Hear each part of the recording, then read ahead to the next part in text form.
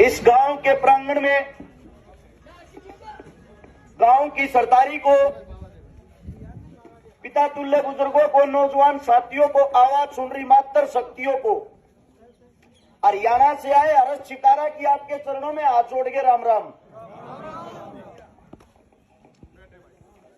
आज महाराजा सूरजमल के जन्मोत्सव पर एक चीज तो देखने को मिली। जो राजा साहब का क्षेत्र है, जिसका हम जन्मोत्सव मना रहे हैं, उसकी गलियों का ये विकास, ये हालात है।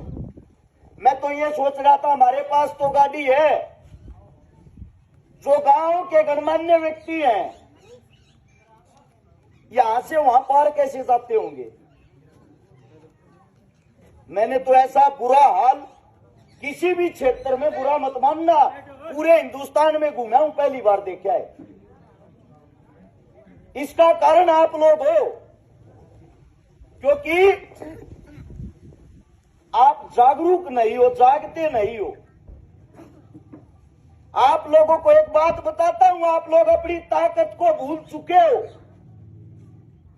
जिस वक्त महाराजा साहब का बलिदान हुआ, उनका बेटा महाराजा जवाहर सिंह अपनी मां के सामने पगड़ी पहन के चला गया, और पगड़ी पहन के खड़ा होकर ये कहता है, मां कैसा लग रहा हूं। रानी की आंखों में खून उतर आया। अपने बेटे को धमकाते हुए कहती है, मेरे सामने तू पगड़ी पहन के आ गया। अरे मूर्ख, तेरी पगड़ी तो मुगलों ने रख ली। अपने पिता की मौत का बदला लेके जब मेरे सामने पगड़ी बांध के पहन के आना। ये बात सुनते ही महाराजा जवाहर की भी आंखों में खून उतर आया। उन्होंने तुरंत प्रभाव से सेना को एकत्रित किया, इकट्ठा किया और घोषणा की, चलो रे दिल्ली में बदला लेके आऊंगे। यहां से फौज दिल्ली के दरबारों में जाती है। इतनी भारी फौज देखकर, हिंदुओं की इतनी भारी फौज देखकर मुगलों ने कांपते हुए लाल किले के गेट बंद कर लिए, और हमारी फौज उन गेटों को तोड़ने का बार बार प्रयास कर रही। हमारे हाथी उस दरवाजे को जब टक्कर मारते, उस दरवाजे के अंदर इतनी बड़ी बड़ी नकूली कील होया करती। आज जाके देखोगे तो आज भी मिलेंगी। वे हाथिया के सिर में लग जाया करती। भाई साहब, या तो चुप हो जाओ। ओए हेलो, अरे कम से कम इन बड़े बुजुर्गा का तो मान सम्मान रख लो, बाद में बोल लियो यार। यही बना रहोगे तुम। वे जो कीलें थी, वे बार बार उन हाथियों को घायल कर रही थी। इतनी देर में एक बार आप सब चुप हो जाओ, मैं बता दूंगा सब अपने आप। हाथ छोड़ कर विनती है भाई, हम आप लोगों का मान सम्मान करते, आप लोगों के प्यार प्रेम में एक बार सारे बैठ जाओ यार। किसी को कुछ समझ में नहीं आएगा, फायदा क्या हुआ इतनी देर भोंकने का। अब एक विनती और है, 2 मिनट तक कोई भी नहीं बोलेगा। ये रिक्वेस्ट आप सबसे।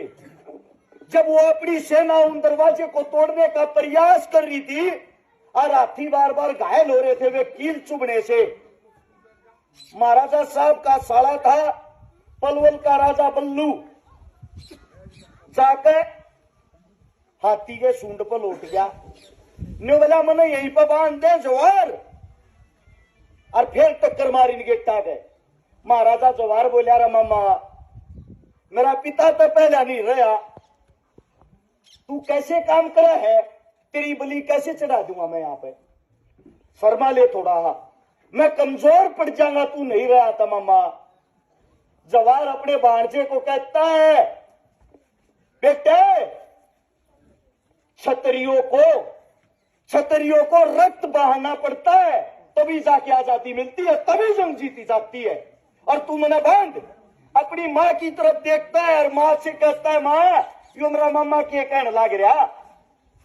उसकी माँ भी कहती है, बेटा मैं तो विधवा उससे दिन होली थी जिस दिन मेरा पति गया, और मन में मेरे पति का बदला चाहिए, तेरा मामा मामा नहीं, चाहे तेरा भी बलिदान देना पड़े, क्योंकि ये जात कभी उल्टे नहीं हटते। हम जीतने के लिए पैदा हुए, जीत के ही वापस जाएंगे। टक्कर मार।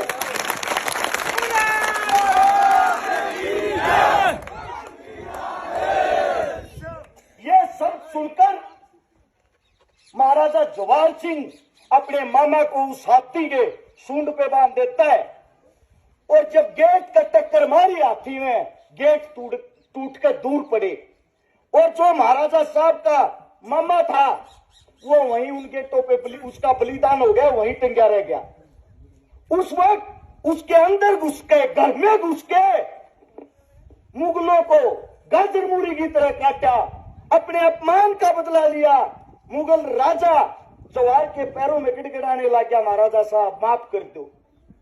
उनकी एक पुरानी आदत थी, जो उनकी सभ्यता बन चुकी थी, वे हिंदू धर्म को जड़ से खत्म करना चाहते थे, हिंदू धर्म की चोटी काटते थे। अपने हिंदुओं में पहले हमारे बुजुर्ग बड़े नौजवान चोटी रखते थे, यह परंपरा औरंगजेब ने शुरू की थी। वो चोटी काट लेते थे हमारी, और हमारे धर्म का अपमान करते थे। वही उसी महाराजा जवाहर ने, जो पंडितों की बेटी थी, जिसको अपनी सगी बहन बनाया था, उस बहन को साथ लेके गया और उस मुगल राजा के सिर में 5-5 चोटियां वहीं पे 5 चोटियां छोड़ी, उसके वहीं पे बाल काट के उसको वो जलील किया जिसकी कोई हद नहीं, और उसको बोला तेरे को एक बार नहीं बार बार मौत मिलेगी। जब भी तू आईने के सामने खड़ा होगा ना, तेरे को पता लगेगा तेरी टक्कर किसी हिंदू से हुई थी। ये हमारी ताकत थी, और आज हमारी ताकत मिट्टी में मिल गई। उसका कारण है आज सब लोग हिंदू नहीं हो, कोई जाट बन गया, कोई ब्राह्मण बन गया, कोई राजपूत बन गया, कोई गुज्जर बन गया। 5 उंगलियों से मुट्ठी बनती है, एक उंगली से कभी मुट्ठी नहीं बनती। मैं गारंटी देता हूं, अकेली कौम कभी भी अपना भला नहीं कर सकती। जब आप लोग जाग जाओगे, अपने भाईचारे में एकता बढ़ा लोगे, आपके बीच जो नेता मंत्री आते हैं, जो आप लोगों को तोड़ने का काम करते हैं, जो आप लोगों को भाईचारे में बांटते हैं, जिस दिन आप लोगों की आंखें खुल गई और आप उन नेताओं को मुंह तोड़ जवाब देना शुरू कर दोगे, मैं गारंटी देता हूं उस दिन से आपका विकास होना शुरू हो जाएगा। आपके बीच में पिछले 25 से 30 साल, जितनी मेरी उम्र हुई इतने दिन से ही एक कोहिनूर संघर्ष कर रहा है, जिसका नाम है नैन सिंह फौजदार। मुझे बड़ा दुख होता है बताते हुए, जब एक आदमी आप लोगों के लिए संघर्ष करता है, आप लोगों के लिए लड़ता है, जिसके अंदर भाईचारे को इकट्ठा करने की ताकत है, पता नहीं ऐसे आदमी को आप लोगों ने क्यों पीछे रख रखा है। एक बात और बता देता हूं, आप नैन सिंह फौजदार को नहीं, अपने हल्के को पीछे रख रहे हो, अपने विकास को पीछे रख रहे हो। देखो, ना तो मेरी यहां वोट है, ना यहां से मैं कोई नेता बन सकता, ना मैं यहां से नेता बनने के लिए आया हूं, लेकिन मुझे दुख इस बात का है, जिस इंसान के अंदर जुनून हो, जिस इंसान ने सुबह शाम दिन रात आप लोगों को एक करने के लिए अपनी जूतियां तड़वा ली, उस इंसान का तो जीवन भर आप लोगों ने गुणगान करना चाहिए। और एकलौता ऐसा इंसान है जो ये कहता है, गुणगान तो मैं ही आप लोगों का कर लूंगा, एक बारी साथ दे के दिखा दो। इस इंसान के अंदर वो ताकत है, आपके बीच बैठे हुए इंसान के अंदर वो ताकत है, सीएम के गले में हाथ डाल के उसकी जुबान निकाल के ये पूछ सकता है तेरी औकात क्या है।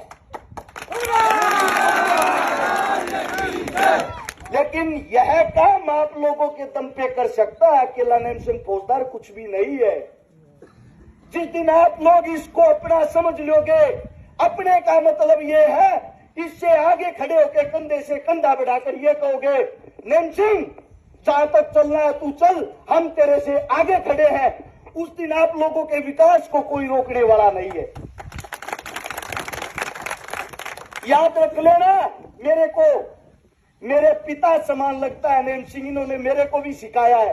कभी ये सोचो एक कोई नौजवान दाढ़ी वाला रहा था और पगड़ी बंधुआ का पता नहीं क्या क्या बोल रहा था। खाली बोलता नहीं, पहले अपने काम बताता हूँ जो इनसे सीख के मैंने किए हैं।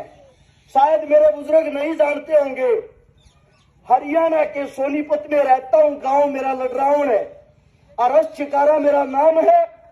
10 साल से समाज सेवा कर रहा हूँ। पिछले 2 साल में 250 उन बेटियों की शादी करवा दी जिनके माँ बाप नहीं है।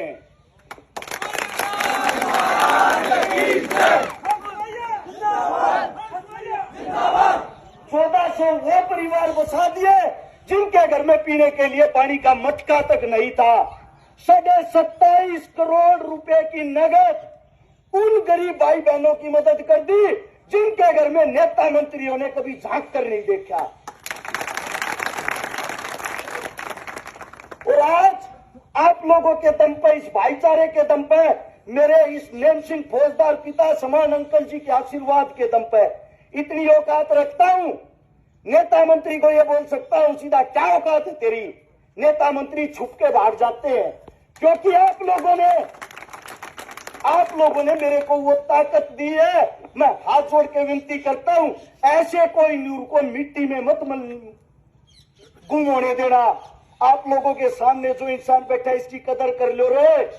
ना तो एक बात बता देता हूं, अगर अब की बार भी यो आदमी रह गया ना, यो अपने घर बैठ जाएगा और यो घर बैठकर अपने परिवार की 2 रोटी सुख शांति से खा लेगा।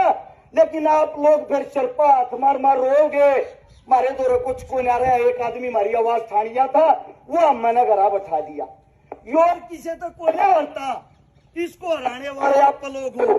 और यो और किसी के दम पर जीत भी नहीं सकता, इसको जिताने वाले भी आप लोग हो।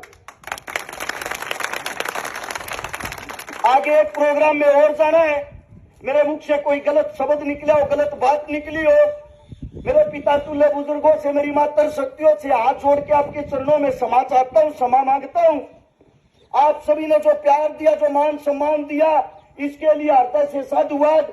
और मैं आगे जाके अपने हरियाणा में भी ये बताऊंगा, पहली बार ऐसे गांव में गया हूं जिसके अंदर एकता दिखाई दी। पहली बार ऐसे गांव में गया हूं जिसकी एकता से एक कोई नूर आगे बढ़ेगा। आपके चर्चे दूर दूर तक होंगे।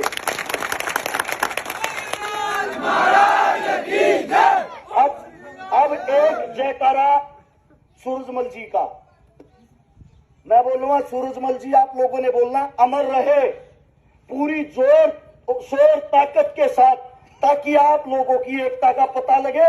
महाराजा साहब तक ऊपर तक आवाज जानी चाहिए। महाराजा सूरजमल,